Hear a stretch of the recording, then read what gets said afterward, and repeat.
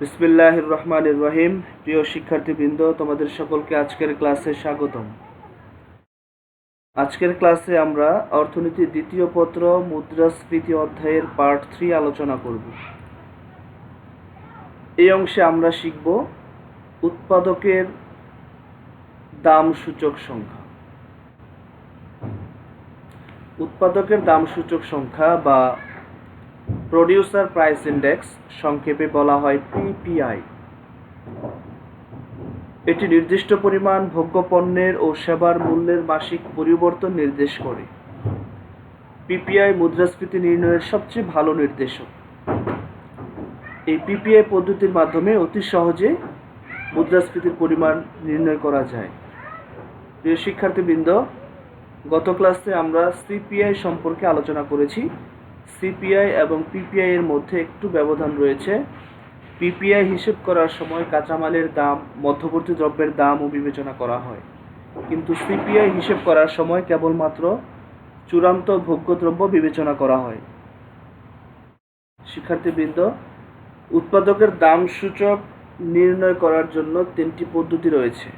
প্রথমটি হচ্ছে লেসপিয়ারের দাম সূচক, summation of P and Q zero divided by summation of P zero Q zero into 100। এখানে পি এন হচ্ছে চলতি বছরের দাম, পি জিরো হচ্ছে ভিত্তি বছরের দাম এবং কিউ জিরো হচ্ছে ভিত্তি বছরের পরিমাণ। ফ্রান্সের অর্থনীতিবিদ লেসপিয়ার 1871 সালে সূচক সংখ্যা নির্ণয় করার এই সূত্রটি প্রদান করেন। তিনি ভিত্তি বছরে ব্যবহৃত পণ্যের পরিমাণকে ভার হিসেবে বিবেচনা করে সূচক সংখ্যা নির্ণয় করেন। দ্বিতীয় পদ্ধতিটি হচ্ছে প্যাশের দাম সূচক। এর সূত্রটি হচ্ছে summation of p n q n divided by summation of P zero q n into 100। German পরিসংখ্যানবিদ প্যাশে 1874 সালে সূচক সংখ্যা নির্ণয়ের এই সূত্রটি প্রদান করেন। প্যাশে চলতি বছরে ব্যবহৃত পণ্যের পরিমাণকে ভার হিসেবে বিবেচনা করে সূচক সংখ্যা নির্ণয় করেন। তৃতীয় পদ্ধতিটি হচ্ছে ফিশারের সূচক সংখ্যা। এই ফিশারের সূচক সংখ্যাটাকে আদর্শ সূচক সংখ্যা বলা হয়। ব্রিটিশ অর্থনীতিবিদ ফিশার সূচক সংখ্যা নির্ণয়ে যে সূত্র প্রকাশ করেছেন তাহাকে ফিশারের আদর্শ সূচক সংখ্যা বলা হয়। ফিশারের সূত্রকে আদর্শ সূচক সংখ্যা বলার কারণ হচ্ছে অর্থনীতিবিদ ফিশার সূচক সংখ্যা নির্ণয়ের জন্য লেসপিয়ারের সূচক সংখ্যা এবং প্যাশের সূচক সংখ্যার জ্যামিতিক গড় নির্ণয়ের মাধ্যমে সূচক সংখ্যা নির্ণয় করার কথা বলেছেন। সেজন্য ফিশার আদর্শ সূচক সংখ্যার সূত্র হচ্ছে √, summation of P and Q0 divided by summation of P0 Q0 into summation of P and Q0 divided by summation of P0 Qn into 100। প্রিয় শিক্ষার্থীবৃন্দ, এই 3টি সূত্রের যে কোনো সূত্রের সাহায্যে আমরা খুব সহজেই কোনো ভোগ্য দ্রব্যের বা দ্রব্যগুচ্ছের জন্য উৎপাদকের দাম সূচক সংখ্যা নির্ণয় করতে পারব। তো তোমাদেরকে এখন আমি একটি ছোট্ট উদাহরণের মাধ্যমে কিভাবে উৎপাদকের দাম সূচক সংখ্যা নির্ণয় করতে হয় সেটি দেখাবো। প্রিয় শিক্ষার্থীবৃন্দ, এখানে একটি দ্রব্যগুচ্ছের সূচি দেওয়া আছে, যেখানে দ্রব্যগুলো হচ্ছে ধান, গম, কাপড়, চিনি, দুধ, এবং এই দ্রব্যগুচ্ছের দুটো দাম দেওয়া আছে। একটি হচ্ছে 2004 সালের জন্য ভিত্তি বছরের দাম এবং 2014 সালের জন্য চলতি বছরের দাম, এবং সেই দ্রব্যগুলোর জন্য একইভাবে ভিত্তি বছরের পরিমাণ এবং চলতি বছরের পরিমাণ দেয়া আছে। শিক্ষার্থীবৃন্দ, এই সূচি থেকে উৎপাদকের দাম সূচক বের করার জন্য সূত্র অনুযায়ী আমাদেরকে আরও কিছু এখানে ডাটা যোগ করতে হবে, যেটা আমরা পরবর্তী টেবিলে দেখাচ্ছি।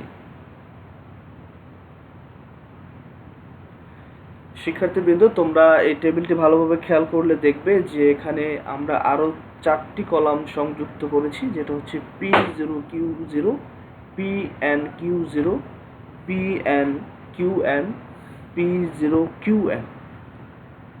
এই কলামগুলো যোগ করার উদ্দেশ্য হচ্ছে, আমরা জানি যে আমরা যে 3টি সূত্র শিখেছি, লেসপিয়ারের সূত্র, প্যাশের সূত্র এবং ফিশারের সূত্র, তো তাদের সূত্র অনুযায়ী আমাদেরকে সমাধান করার জন্য এই 4টি কলাম আমাদের দরকার হবে। তো শিক্ষার্থীবৃন্দ, এই যে আমরা যে কলামগুলো যে পেলাম, এই কলামগুলোর সামেশন অফ P0 Q0 সমান বের হয়েছে, আমাদের সমাধান আসছে 99। Summation of P and Q0 সমান এসছে 136.5। Summation of P and Qn সমান 214.5 এবং সামেশন অফ P0 Q0 সমান 155। তো আমরা এই টেবিল থেকে প্রাপ্ত মানগুলা সে তিনটি সূত্রে প্রয়োগ করে অতি সহজে আমরা উৎপাদকের দাম সূচক সংখ্যা নির্ণয় করতে পারবো।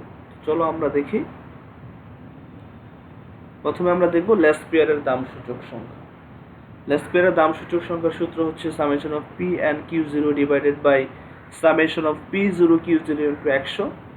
তো আমরা সে টেবিল থেকে আমরা এই মানগুলো পাবো, সেই মানটা সমাধান করলে আমাদের লেসপিয়ারের দাম সূচক সংখ্যা সমাধান বের হচ্ছে 137.88।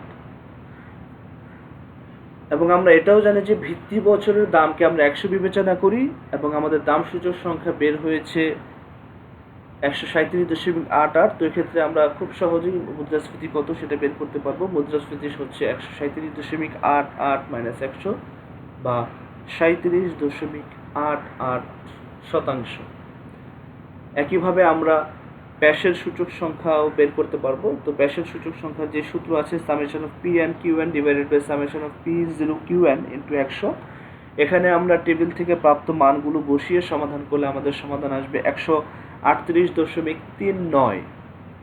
তো আমরা ভিত্তি বছর দাম স্তরকে 100 বিবেচনা করে প্যাশের দাম সূচক থেকে আমরা মুদ্রাস্ফীতির হার পাবো 38.39%।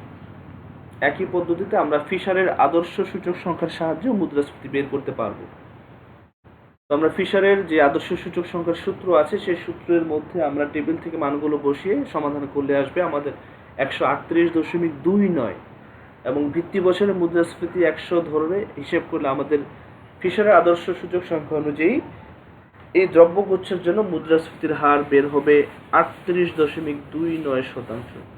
প্রিয় শিক্ষার্থীবৃন্দ, এভাবেই আমরা উৎপাদকের দাম সূচক সংখ্যার সাহায্যে মুদ্রাস্ফীতির হার বের করতে পারবো। তো আজকের ক্লাস এই পর্যন্তই। তো তোমাদের আজকের এই টপিক সম্পর্কে কারো যদি কোনো জিজ্ঞাসা থাকে অবশ্যই আমাকে জানাবে। পরবর্তী ক্লাসে আমরা অন্য আরেকটি টপিক নিয়ে আলোচনা করব। সেই পর্যন্ত সবাই ভালো থাকো, সুস্থ থাকো। আল্লাহ হাফেজ।